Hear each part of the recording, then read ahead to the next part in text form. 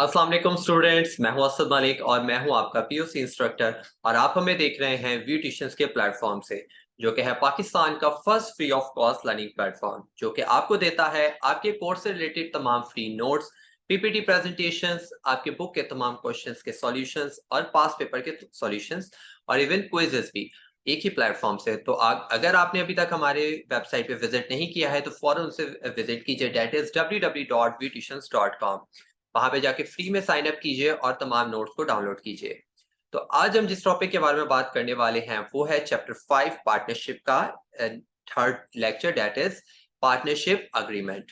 इससे पहले हम अपने 2 लेक्चर्स रिकॉर्ड कर चुके हैं इस चैप्टर से रिलेटेड, जिसके अंदर हमने पार्टनरशिप के बारे में बताया कि पार्टनरशिप क्या होती है, काइंड्स ऑफ पार्टनरशिप क्या है, टाइप्स ऑफ पार्टनरशिप क्या है। तो अगर वो अभी तक वीडियोस नहीं देखी है तो उसे फौरन देखिए, ताकि ये टॉपिक आपके लिए कंपैरेटिवली इजी हो जाए, क्योंकि इसके अंदर उसी चैप्टर से कनेक्टेड चीज़ों की बात मैं करूँगा। तो जब आप वो समझ लेंगे तो जहाँ पर जब मैं उनकी आपको एग्ज़ाम्पल दूँगा, उसे लिंक करूँगा, उन बातों की यहाँ पे डिस्कशन करूँगा, तो आपको वो ऑलरेडी जब पता होगी तो आपके लिए वो समझना ईज़ी हो जाएगा।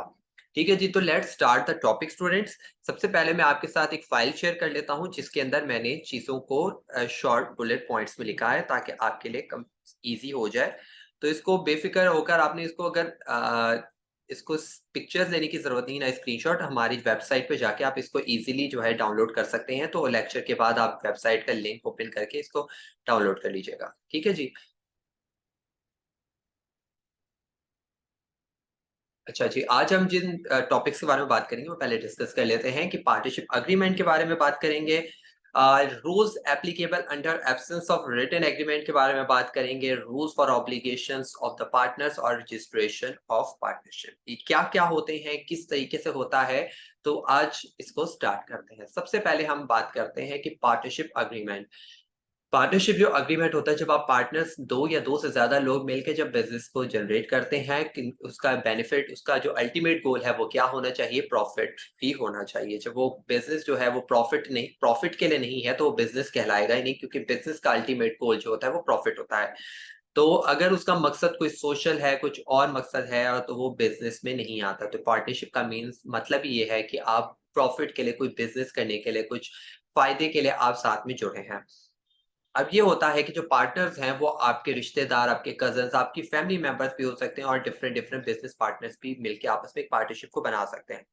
तो जो ये पार्टनरशिप होती है, ये वर्बली भी हो सकती है और रिटन फॉर्म में भी हो सकती है। अगर आपका उस बंदे के साथ रिलेशनशिप ऐसा है कि आप उसके साथ रिटन फॉर्म में कोई डॉक्यूमेंटेशन नहीं करना चाह रहे, लाइक अगर आप अपने भाई के साथ बिज़नेस कर रहे हैं, अपने फादर के साथ बिज़नेस कर रहे हैं, या अपने बहुत क्लोज़ आपका फ्रेंड है उसके साथ अपने बिज़नेस कर रहे हैं, तो वहाँ पर आप लोग ज़्यादातर क्या करते हैं कि वहाँ पे रिटन डॉक्यूमेंटेशन नहीं करते, क्योंकि उनको इतना ट्रस्ट होता है उनके ऊपर कि वो कहते हैं कि बस ठीक है, इसको वर्बली ही चलाते हैं। उनको उनकी ज़बान पे, उनके पर्सनैलिटी पे, उनके उस रिलेशनशिप पे ट्रस्ट होता है, इसलिए वो उसको वर्बली ही एग्रीमेंट को रखते हैं। लेकिन लेकिन अ, हमेशा बोला जाता है कि अगर तो वो आपके फादर हैं, मदर है, फिर तो ठीक है, लेकिन अगर वो आपके फ्रेंड है, कोई कज़न है, कोई ऐसा मेंबर है जो कि आपको पता है कि कल को कोई भी ऊपर-नीचे चीज़ें हो सकती हैं और आप उसके साथ बहस नहीं कर सकते। नहीं, आप कल को आपके दिल में कोई मिसअंडरस्टैंडिंग पैदा हो सकती है, कोई शक पैदा हो सकता है, कोई भी चीज़ें फ्यूचर में आके कोई भी प्रॉब्लम हो सकता है, लड़ाई-झगड़े हो सकते हैं। तो उन चीज़ों से बचने के लिए एक रिटन डॉक्यूमेंटेशन, जिसको पार्टनरशिप डीड बोलते हैं, वो अगर बना लिया जाए तो वो बहुत बेहतर रहता है, ताकि कल को कोई भी प्रॉब्लम आए तो आप उस एग्रीमेंट, उस कॉन्ट्रैक्ट के बेसिस पर अपने फैसले कर सकते हैं। ठीक है? ये बेसिकली रजिस्ट्रेशन करवाई जाती है इसके लिए गवर्नमेंट से, फिर जाकर इसको स्टाम्प पेपर पे, स्टाम्प आपको पता होगा, स्टाम्प पेपर के तौर पर इसको बनाया जाता है, इसको साइन करवाया जाता है सब पार्टनर्स के साथ, और उसके बाद जो है इसके ऊपर वर्क किया जाता है।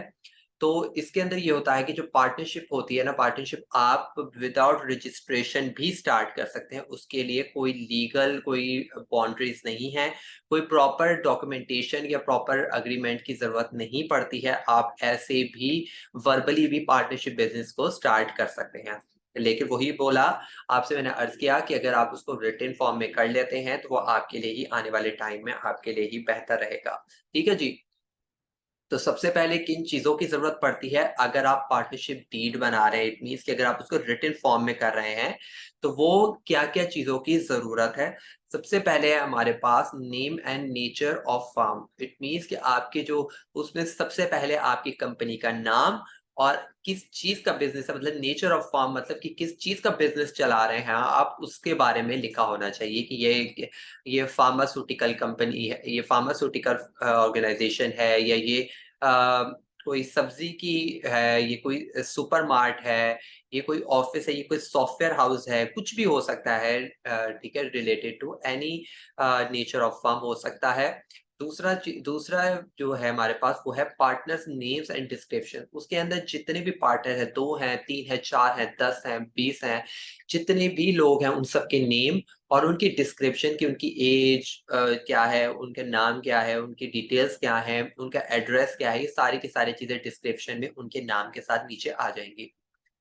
तीसरी चीज़ है हमारे पास starting and duration of partnership की, वो कमेंसमेंट कब हुई है उस पार्टनरशिप की, उसकी डेट क्या थी, किस दिन से पार्टनरशिप स्टार्ट हुई है और अगर उसका कोई स्पेसिफिक पीरियड ऑफ टाइम है कि ये इतने टाइम तक के लिए पार्टनरशिप चलेगी, तो आप उसकी validate I mean valid date भी लिखेंगे, ड्यू डेट भी लिखेंगे कि ये इस टाइम तक ये पार्टनरशिप इसके बाद डिसॉल्व हो जाएगी, ऑटोमेटिकली खत्म हो जाएगी। लेकिन अगर उसके पास कोई ड्यू डेट नहीं है, तो वो ऐसे ही चलेगी, मतलब वो चलती रहेगी जब तक कि पार्टनर्स आपस में खुद ही उसको डिसॉल्व नहीं कर दें, ठीक है? Amount of capital contributed, it means कि जो पार्टनर्स हैं, ईच ऑफ द पार्टनर जो है उसने कितना कंट्रीब्यूशन किया है, कितने उसकी इन्वेस्टमेंट है उस बिज़नेस के अंदर, वो भी चीज़ इसमें मेंशन होगी। Withdrawn amount by each partner, it means कि क्या होता है कि कभी-कभी कुछ पार्टनर्स को पैसों की ज़रूरत पड़ती है और उनको पैसे, अब ज़ाहिर-सी बात है वो अपना इन्वेस्टमेंट, अपना कैपिटल नहीं निकलवा सकते, लेकिन वो अपने ही बिज़नेस से विथड्रॉ एज़ अ लोन ले सकते हैं, जिसका उनको इंटरेस्ट पे करना पड़ता है, जो कि उनके प्रॉफिट जब आता है बिज़नेस का, तो उसमें से उनकी डिडक्शन होती जाती है। तो उनका कैपिटल में कोई अमल दखल नहीं होता है, लेकिन वो एज़ अ पार्टनर जो है बीच में विथड्रॉ करवा सकते हैं, कुछ भी पैसों की ज़रूरत हो, तो वो ले सकते हैं। ये चीज़ें इसमें लिखी होनी चाहिए कि ये इतनी अमाउंट निकलवा सकता है, अगर ये मेंशन होगी तो वो कल को लड़ाई झगड़े नहीं कर सकता, उसको ये होगा कि हाँ, मुझे पता है कि ये मैं ये कर सकता हूँ, ये मेरी बाउंड्रीज़ है, ये मेरी रिस्ट्रिक्शंस है। उसके बाद share in profit and loss means कि उसको पहले ही पता होगा कि मैंने कितना मुझे प्रॉफिट मिलेगा, और अगर प्रॉफिट जितना मिलेगा तो लॉस भी मिल सकता है। तो ये चीज़ें भी उसके अंदर मेंशन होगी। अगर सब इक्वल पार्टनर्स हैं तो इट मीन्स वहाँ पे लिखा होगा सबको 50-50% मिलेगा, 20-20% मिलेगा या किसी को 20, किसी को 30, किसी को 15, किसी को 2 अकॉर्डिंग टू द कैपिटल जो उसने इन्वेस्ट किया होगा। ये भी चीज़ें उसमें मेंशन होनी चाहिए। Duties and responsibilities of each partner, it means कि पार्टनर्स की क्या-क्या रिस्पॉन्सिबिलिटीज हैं, कौन मैनेजमेंट लेवल पे है, कौन नहीं है, ये चीज़ें उसमें डिस्कस होंगी। कि क्या सारे पार्टनर्स मैनेजमेंट लेवल पे हैं या कोई 1 या 2 है जिसको सारी अथॉरिटी दी हुई है, क्या सारी पावर उसी को दी हुई है? तो या सारे के सारे उसमें इन्वॉल्व हैं, ये भी उसमें लिखा जाएगा। Salaries, loans and advance bye partners में आपको ऊपर बोला कि विथड्रॉ वो या तो पैसे निकलवा ले या लोन ले ले, ठीक है? या सैलरीज़ भी होती हैं कि मतलब ज़ाहिर-सी बात है जब वो कमा रहा है या तो उसकी फिक्स सैलरी होगी कि उसको इतनी फिक्स सैलरी मिलनी है या एक प्रॉफिट रेशियो हो सकता है, ठीक है? डेथ और रिटायरमेंट ऑफ एनी पार्टनर कि अगर ड्यूरिंग द पार्टनरशिप अगर किसी एक पार्टनर की डेथ हो जाती है या उसकी रिटायरमेंट होती है, उसकी एक एज तक उसका लिमिट थी कि ये 65 ईयर्स तक 65 की एज तक ही हमारे साथ पार्टनर रहेगा।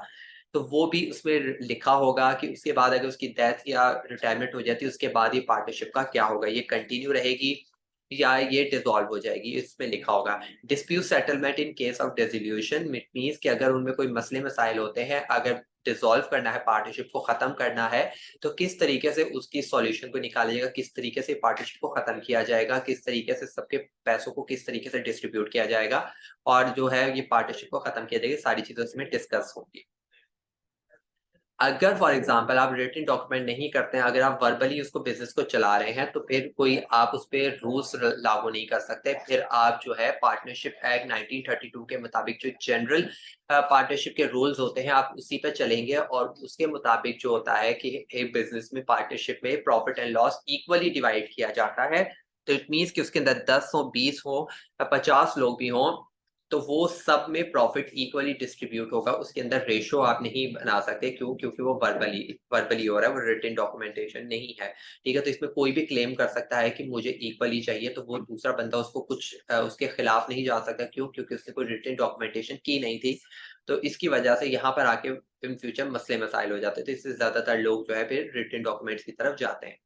Take part in the management, जब रिटन नहीं लिखा हुआ तो इट मीन्स के सारे जो पार्टनर है वो इसका मतलब यही होगा कि सारे के सारे बंदे जो हैं वो मैनेजमेंट लेवल पे हैं। उन सब के पास डिसीजन मेकिंग है, वो सारे के सारे फैसला कर सकते हैं।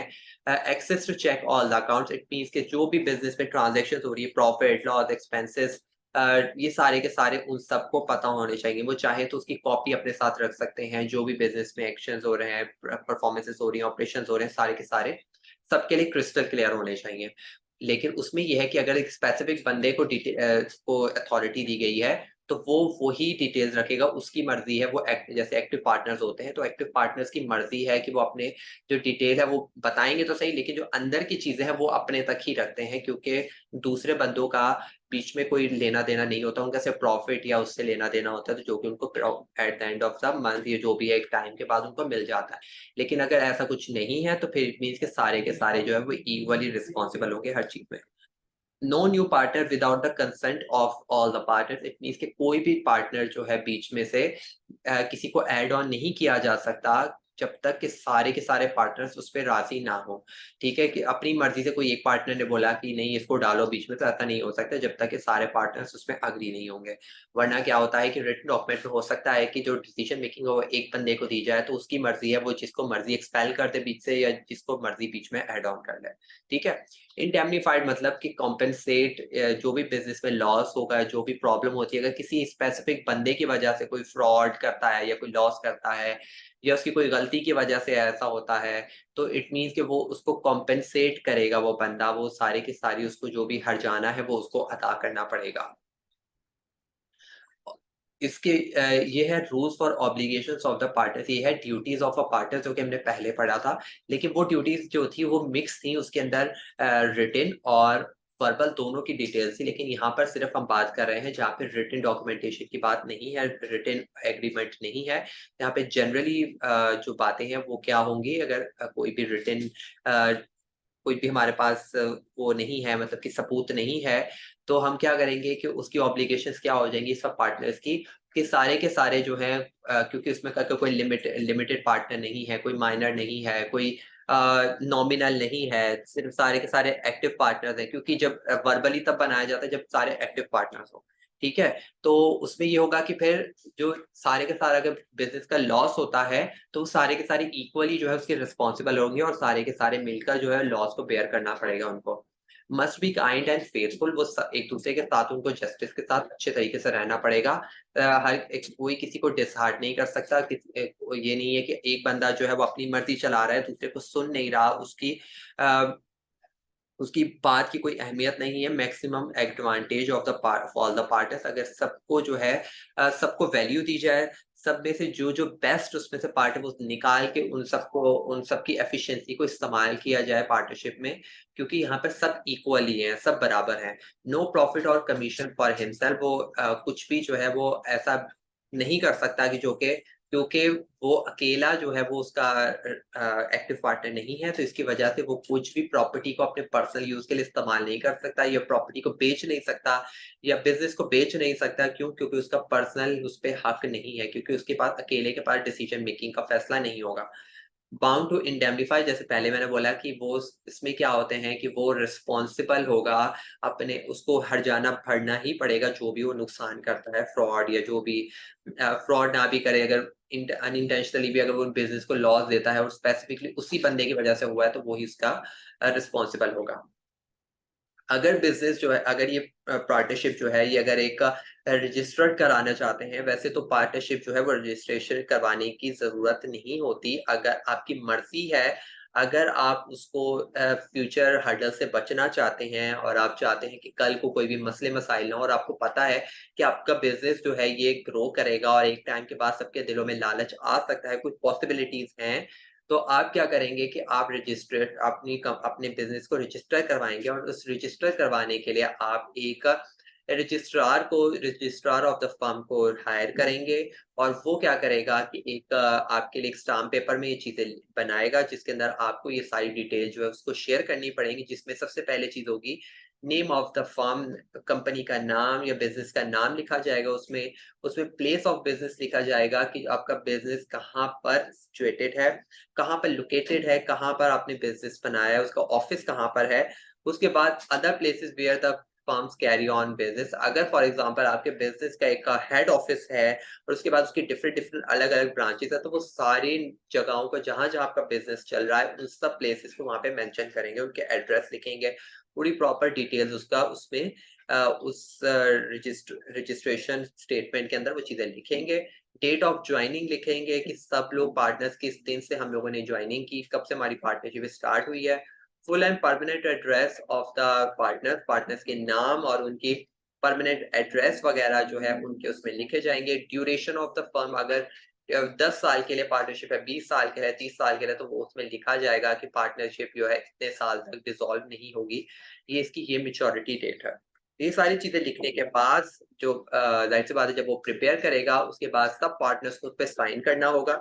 जब वो प्रॉपर्ली साइन कर देते हैं इट मीन्स कि वो सारे के सारे उस बात से मुत्तफिक हैं, वो अग्री हैं। उसके बाद वो क्या होगा, वो क्लियरिंग में जाएगा अकॉर्डिंग टू द सेक्शन 58 एक लॉ है जिसके अंदर कुछ रूल्स होंगे, कुछ ऐसी उसकी रिक्वायरमेंट्स होंगी, और अगर वो रिक्वायरमेंट्स को फुलफिल कर देती हैं आपकी ये सारी डिटेल्स और उसके मुताबिक कोई भी प्रॉब्लम नहीं आती, आप लीगली आप हर चीज के लिहाज से आप क्लियर हैं, तो फिर क्या होगा कि रजिस्ट्रार जो है वो आपके जो आपका स्टेटमेंट आगे जब फाइल करवाता है तो उसके बाद जो है कुछ टाइम के बाद जब वो आगे से क्लियर हो जाएगा तो आपको सर्टिफिकेट ऑफ रजिस्ट्रेशन मिल जाएगा। फिर क्या होता है कि सर्टिफिकेट ऑफ रजिस्ट्रेशन मिल गया, इट मीन्स कि आपकी जो पार्टनरशिप बिजनेस है वो रजिस्टर्ड हो चुका है। अब कल को कोई भी प्रॉब्लम आती है तो आप उस फॉर्म को इस्तेमाल करके, उस स्टेटमेंट को यूज करके, सर्टिफिकेट को यूज करके आप एक दूसरे पे केस भी कर सकते हैं, लीगली उसको इस्तेमाल कर सकते हैं कि इस मेरे पास ये सबूत है कि मेरे पास ये पावर थी, या मुझे मिसयूज किया गया, मेरे साथ फ्रॉड हुआ, ये सारी चीजें आप तब कर सकते हैं जब आपके पास ये सर्टिफिकेट मौजूद हो। ठीक है जी, आई होप कि आपको समझ में आ गया होगा, बहुत इजी चीज थी।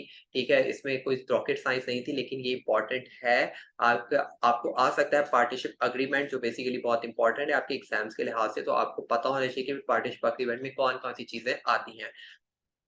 हमारे स्क्रीन पे जो है ये इस टाइम पे लिंक्स मौजूद हैं, अगर फिर भी कुछ चीज़ समझ में नहीं आई, कुछ चीज़ ऐड ऑन करना चाहते हैं या कुछ कन्फ्यूजन है, तो हमारे व्हाट्सएप कम्युनिटी लिंक पे आप हमें ज्वाइन कर सकते हैं। वहाँ कॉमर्स ग्रुप में ज्वाइन करके आप मुझसे बात कर सकते हैं, जो भी सवाल है आप मुझसे पूछेंगे, मैं इंशाल्लाह ट्राई करूँगा एज़ सून एज़ पॉसिबल आपके जवाब को मैं दे सकूँ।